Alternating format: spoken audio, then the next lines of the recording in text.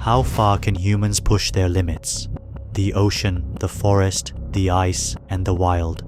The stories you are about to hear prove that the instinct to survive knows no boundaries. Some endure by sheer will, others are saved by unexpected miracles. Get ready. The ultimate battles for survival begin now.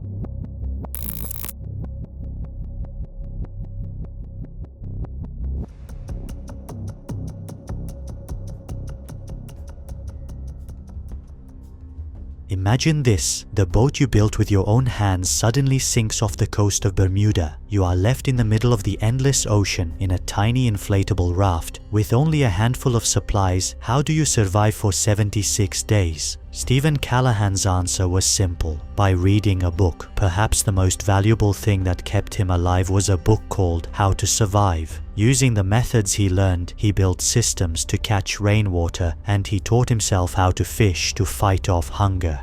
He lost 25 kilos. 9 ships passed him by on the horizon without noticing. Even the flares he fired went unanswered. And then, just when hope was gone, a fishing boat spotted this resilient soul struggling against the ocean. After 76 days, Callahan finally returned to civilization.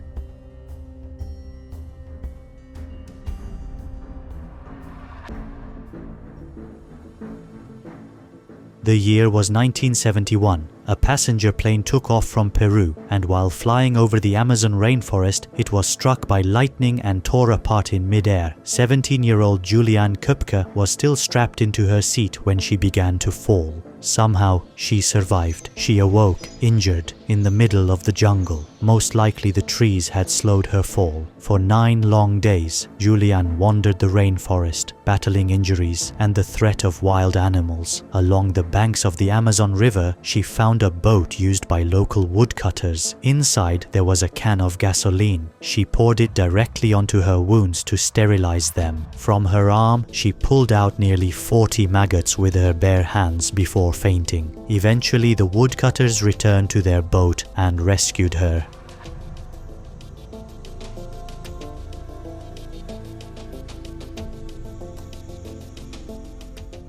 During World War II, the ship of Norwegian commando Jan Balsrud was ambushed and sunk by the Nazis. He swam through the icy waters and reached shore, but his real struggle was only beginning. From there, he tried to escape through the mountains, hiding from Nazi patrols, surviving 2 entire months in the snow. Frostbite and snow blindness set in. To prevent blood poisoning, he sometimes had to cut into his legs to drain the infected blood. At last, he found a small cabin where he could hide. Facing the risk of sepsis and worsening gangrene, he made the brutal choice to cut off 9 of his toes with a dull knife. The Norwegian owners of the cabin eventually smuggled him across the border into Sweden and saved his life.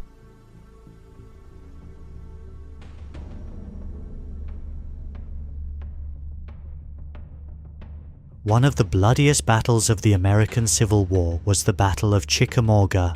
There, Union soldier Jacob Miller was shot directly in the forehead. Everyone assumed he was dead, but he lived. Despite unbearable pain, shock, and infection, Miller crawled away from the battlefield. He survived for months without proper medical treatment. Even more astonishing, he went on living with the bullet lodged in his skull for another 31 years. Toward the end of his life, the bullet slowly began to force its way out of his head. Jacob Miller's story stands as undeniable proof of the limits of medicine and the extraordinary resilience of the human body and spirit.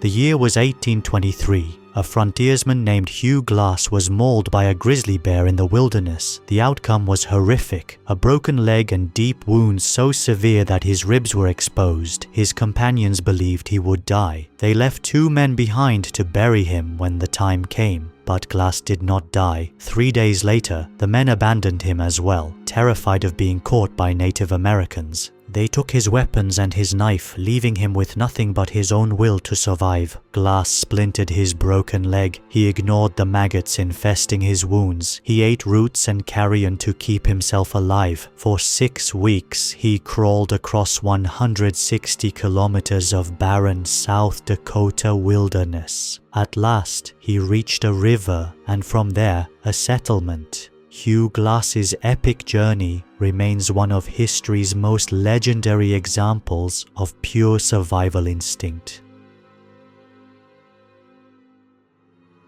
For more videos like this, don't forget to like the video and subscribe to my channel. I'm SIMURG. See you in the next video.